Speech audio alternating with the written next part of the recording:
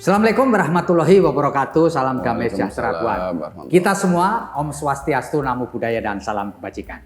Saya sekarang berada di kantor DPD Partai Golkar Jawa Tengah. Dan telah bersama saya adalah Ketua Harian DPD Partai Golkar Jawa Tengah. Beliau bernama Pak Wi Haji. Assalamualaikum, Pak. Waalaikumsalam warahmatullahi wabarakatuh. Pak Wi Haji. Jawa Tengah ini provinsi besar. Siap. Elektoralnya nomor 3 di Indonesia. Betul. Kurang lebih 28 sampai 29 juta lah kira-kira.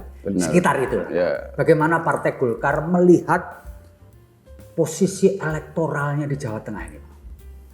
Saya kira begini, hampir semua partai pasti semangatnya sama. Memenangkan pertempuran demokrasi, termasuk Partai Golkar. Ya. Bagaimana Jawa Tengah, Pak Wi Haji sama. Dengan partai yang lain, saya kira semangat kita adalah karena ini era demokrasi dan pertempuran demokrasi, semangatnya kita memenangkan pertempuran demokrasi di Jawa Tengah. Apalagi elektoralnya lebih lumayan lah, nomor 3 di Indonesia. Saya kira pas dan cocok, dan saya kira semangatnya sama, termasuk Partai Golkar. Ya, Pak Wi Haji, tentu Partai Golkar punya target dong, ya kan? Betul. Di Jawa Tengah sebagai lumbung suara gede ini. Siap. Kalau boleh kita tahu Pak Wi Haji, apa targetnya? Melebihi 5 tahun lalu, sama atau gimana? Kalau lebih pasti. Pasti lah, keinginannya lebih ya. Ya, tidak mendahului Tuhan, insya Allah. Ya. Tapi semangatnya adalah bagaimana kalau bahasa kita syukur-syukur menang. Ya. Tapi kalau lebih insya Allah tidak mendahului Tuhan yang Maha Kuasa, insya Allah akan lebih dibandingkan dengan perolehan kursi tahun 2019. Kalau 2019 boleh tahu Pak, di tingkat pusat dari Dapil Jawa Tengah ini, seluruh Jawa Tengah berapa kursi? Dari pusat dulu 11 kursi dari 10 dapil. 11 kursi ya, sekarang ini ya. Dari 11 dapil. Ya, sekarang maunya berapa nih tahun 2024? Sebanyak-banyaknya, Pak. Sebanyak-banyaknya. Apakah 15, 20 atau berapa ini? Politik ini seni dengan segala kemungkinan. Ya. Tidak ada yang bisa mengukur kecuali Tuhan. Kita tugasnya ikhtiar dan meyakinkan kepada calon pemilih Golkar bahwa insya Allah milik Golkar tidak salah. Kita punya sejarah kekuasaan, kita punya sejarah yang masyarakat bisa menilai. Ya. Dan itu tidak bisa ditebak. Hari ini harapan kita Golkar mampu menjawab suasana kebatinan rakyat bahwa Golkar pas juga loh di Jawa Tengah untuk kembali, saya kira masuk dalam hati batinnya rakyat. Maka hari ini rakyat sebenarnya rindu dengan Golkar. Kira-kira gitu, Pak.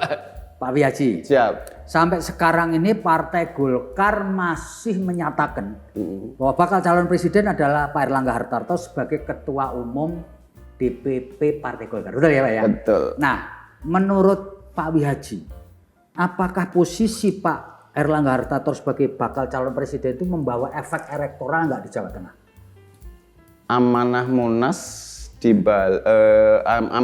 kemarin bahwa Ketua Umum Partai Golkar wajib untuk menjadi capres. Ya.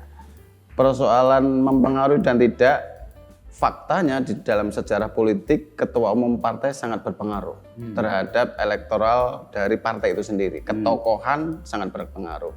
Saya kira yang paling penting adalah hari ini kita kerja keras. Karena kadang-kadang berbanding terbalik, kadang-kadang berbanding lurus. Oh gitu ya. Saya meyakini bahwa yang penting kerja bareng. Beliau yang diamanahkan oleh Munas jalan, dan itu menjadi amanah. Kita selaku yang di bawah atau yang di provinsi tetap jalan. Bagaimana meyakinkan bahwa Partai Golkar itu partai yang pas dan pantas dan patut untuk dipilih kembali. Pak Wi Haji, gitu. Kalau boleh saya tanya, Pak, rival terberat Golkar di Jawa Tengah ini siapa? Saya kira semuanya jadi kompetitor. PDI Perjuangan kah? Atau Nasdem kah? Partai Demokrat kah? Atau siapa yang paling dekat Pak menurut Pak Wi Haji ini Pak? Saya kira begini, sejarah politik kita lihat mulai tahun 55 sampai sekarang. Kadang-kadang tadi saya bilang politik ini seni dengan segala kemungkinan. Jadi tahu-tahu partai tertentu menang, tahu-tahu partai tertentu menang. Jadi kalau saya menganggap bahwa semuanya bagian dari kompetitor untuk demokrasi.